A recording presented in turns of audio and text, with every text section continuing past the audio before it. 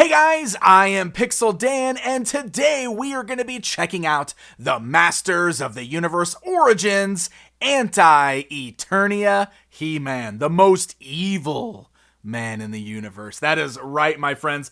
This one is pretty cool to see, considering he's another character that never appeared in the original toy line, but has vintage roots. Really exciting stuff. But first of all, let's take a look at the packaging. As you can see, it's that standard Origins packaging that pays homage to the vintage blister cards. We've got a brand new mini comic for this wave behind the figure there. And as we rotate the blister card around to the back side, we've got some absolutely gorgeous artwork at the top. Love how it's kind of mimicked from a classic He-Man pose, but it's Anti-Eternia He-Man there. Really incredible stuff. And then down below that, we've got our cross-cell showing all of the figures in this particular wave, and your action feature callouts, which, just like on standard He-Man, shows he can hold his accessory and is articulated.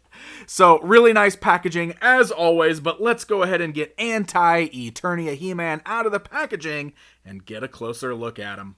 Alright, so we've got our Anti-Eternia He-Man outside of the packaging. Want to quickly note that he does include the new mini comic for this particular wave, where we get to see Anti-Eternia He-Man do battle with Sunman, which is just totally mind-blowing to me.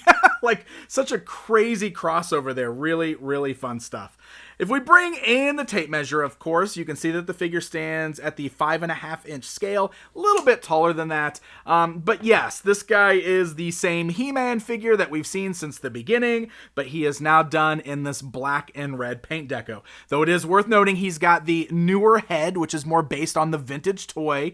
It really seems like that's what they've been going with from here on out, because all the fakers we've got have had this newer head. Anti-Eternia has got this head. That's my preferred look for the character, but I know some of you out there will be bummed that he won't match that Wave 1 He-Man, unfortunately.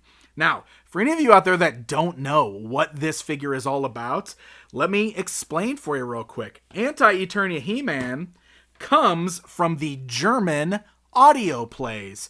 The particular installment here, Anti-Eternia, is what he is based upon here. This is the actual vintage German cassette here. It's in German, so I can't understand it, but I've got it in my collection.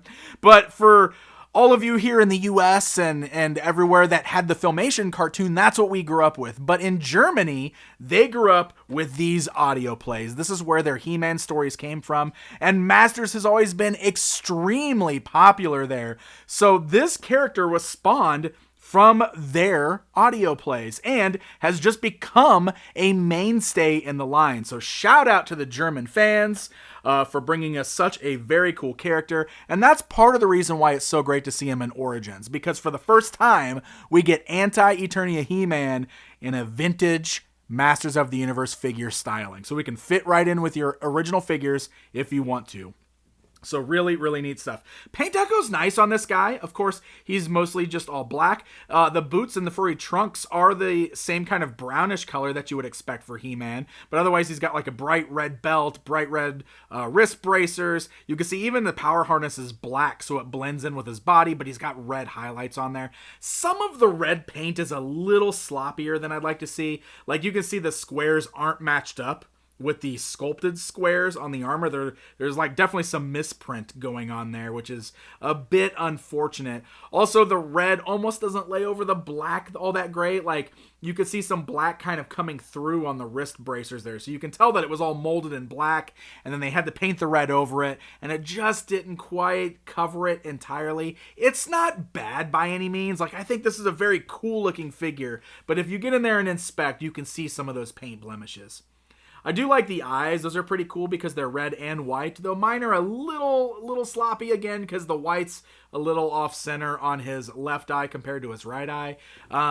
This is me getting pretty nitpicky with the paint. It is still a neat looking character, to be sure.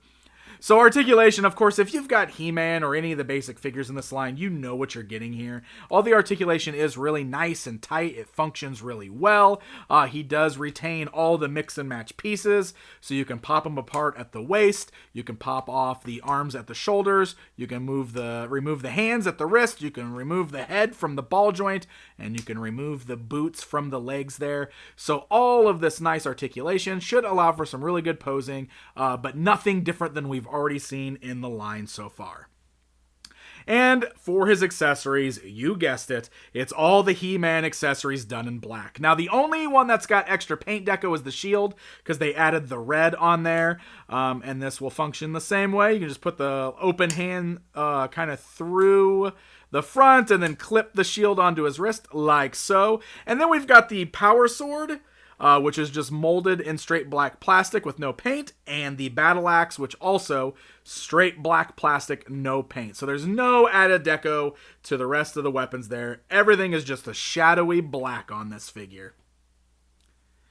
All right, guys, it's comparison time, because we have had one Anti-Eternia He-Man figure in the past, and that was from the Masters of the Universe Classics line, the first time that they homaged the original German audio play. So you can see the difference between the Classics version and this brand new Origins version. And there you go, my friends. That is a look at Anti-Eternia He-Man. Boy, that's a lot of doppelgangers in this line so far.